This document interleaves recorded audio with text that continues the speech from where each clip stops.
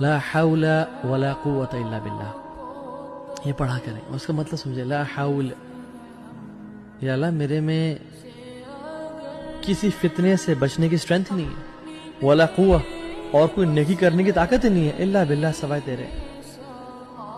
تو نے ہی مجھے ہدایت دینی ہے، تو نے ہی میرے لیے سے کام لینا ہے، تو نے ہی مجھے راہ راست پہ چلانا ہے.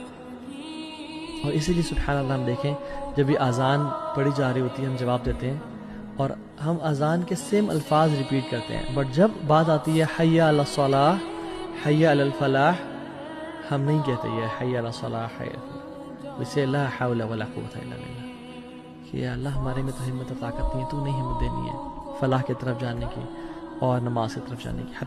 حتیٰ کہ ہم مسجد میں بھی بیٹھے ہوں تب بھی ہم کہتے ہیں یا اللہ تو نے کھڑا کر کے تو نہیں توفیق دینی ہے نماز پڑھنے کی. ورنہ کتنے لوگ ہیں جو مسجد کے پاس رہتے ہیں اور ان کو توفیق نہیں ہوتی آج تک نماز پڑھنے کی.